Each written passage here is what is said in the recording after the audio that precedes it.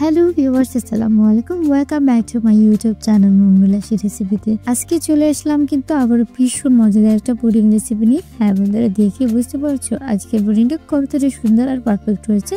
আর আজকে সেই রেসিপিটা তোমাদের সাথে শেয়ার করব। আর এটা খেতে ভীষণ মজাদার হয়, বানানো যাবে একদমই হাতের কাছে সহজ উপকরণ দিয়ে। এই পুডিংটা কিন্তু আমি আজকে দুধ পাউরুটি দিয়ে তৈরি করেছি। আর যার জন্য আমি এখানে প্রথমে 1 কেজি দুধ খুব ভালোভাবে কিন্তু জাল করে নিয়েছি। এতে পুডিংটা খেতে ভীষণ মজার হয়। তো তারপর আমি এর মধ্যে দেওয়ার জন্য 5-6টি ব্রেড স্লাইস নিয়ে নিয়েছি। আপনারা কিন্তু ব্রেড ছাড়াও এটা তৈরি করতে পারেন। তো আমি এবার অন্য একটি পাত্রে জাল করা দুধটাকে নিয়ে নিয়েছি। সবগুলো দুধ নেওয়া হয়ে গেলে এর মধ্যে কিন্তু আমি ব্রেড স্লাইসগুলোকে এবার ছোট ছোট করে টুকরো করে এর মধ্যে দিয়ে দিচ্ছি, যার কারণে সবগুলো খুব ভালোভাবে কিন্তু ভিজে যাবে।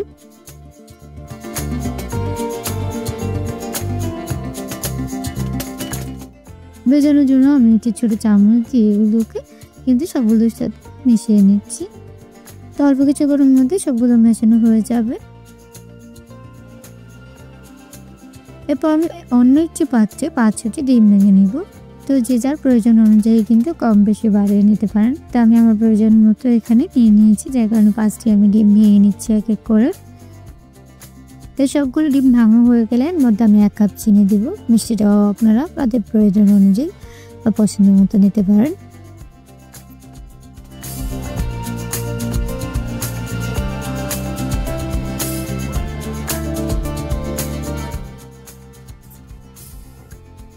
এবার আমি একটা মিক্সারের সাহায্যে ডিম এবং চিনিটাকে খুব ভালোভাবে কিন্তু ফেটিয়ে নিচ্ছি। অবশ্যই এটা ভালোভাবে ফেটিয়ে নিতে হবে, যার কারণে কিন্তু পুডিংটা ভালো হবে। এটা যদি না মিশে তাহলে কিন্তু পুডিংটা ভেঙে যেতে পারে।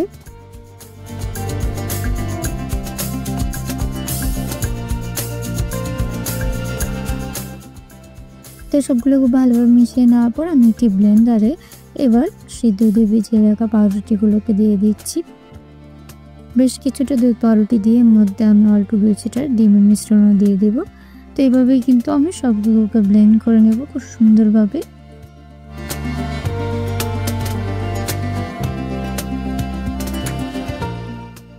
আমি কিন্তু এগুলোকে ব্লেন্ড করে নিয়েছি, আপনারা দেখতেই পাচ্ছেন। এগুলোকে এবার আমি একটি মিক্সারের সাহায্যে আবার নেড়েচে সবগুলোকে একসাথে মিশিয়ে নিচ্ছি। এভাবে সবগুলো মেশানো হয়ে গেলে এবার আমি ক্যারামেল তৈরি করার জন্য অন্য একটি পাত্রে আবারও 1 পর মতো চিনি দিয়ে দিচ্ছি। তো অন্য একটি পাত্রে ক্যারামেল তৈরি করার জন্য আবার আমি কিছুটা চিনি দিয়ে দিচ্ছি, 1/2 কাপের মতো। এরপর এর মধ্যে বেশ কিছুটা পানি দিয়ে আমি এটাকে জাল করে নিব। তো এটা যখন জাল করে থাকবো এর মধ্যে কিন্তু বুদবুদ আকারে পানি তৈরি হবে এবং অল্প কিছুক্ষণের মধ্যে একটু ভীষণ সুন্দর ব্রাউন কালার তৈরি হবে। তারপর আমি যে পাত্রে তৈরি করবো সেই পাত্রে কিন্তু এই ক্যারামেলটা দিয়ে দিব। আর এখানে আমার ভিডিওটা স্কিপ হয়েছে, তাই আমি কিন্তু বলে দিচ্ছি আমি কিভাবে বসিয়েছি। আমি একটি পাত্রে এই ক্যারামেলটাকে বসে তারপর সেই দুধের যে মিশ্রণটা ছিল তার সেটা দিয়ে দিয়েছি।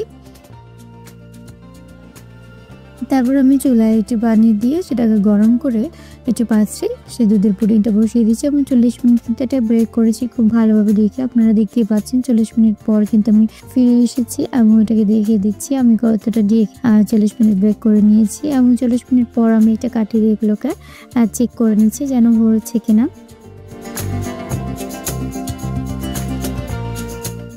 তো কাঠিটা যখন দেখা যাবে যে একদমই শুকনো আসবে তখন কিন্তু বুঝতে হবে যে এটা হয়ে গেছে।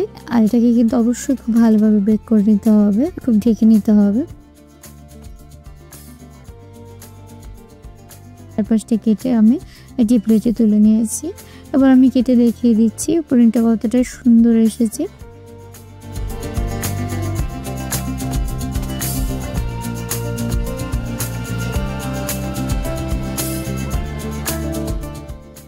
একদমই কিন্তু পারফেক্ট একটা পুডিং তৈরি হয়েছে। আমি একদমই আপনাকে ভেঙে দেখে দিচ্ছি ভিতরটা কতটা সুন্দর হয়েছে। আমি আশা করছি একদমই শর্ট ভিডিও আকারে এই পুডিং রেসিপিটা তৈরি করে দেখানোর জন্য। আমি আশা করছি আমার আজকের ভিডিওটা আপনাদের ভালো লেগেছে। আর অবশ্যই আমার ভিডিওটা ভালো লাগলে আমার চ্যানেলটি সাবস্ক্রাইব করে দিবেন। দেখা হবে নতুন ভিডিওতে। সবাই অনেক বেশি ভালো থাকবেন। আল্লাহ হাফেজ।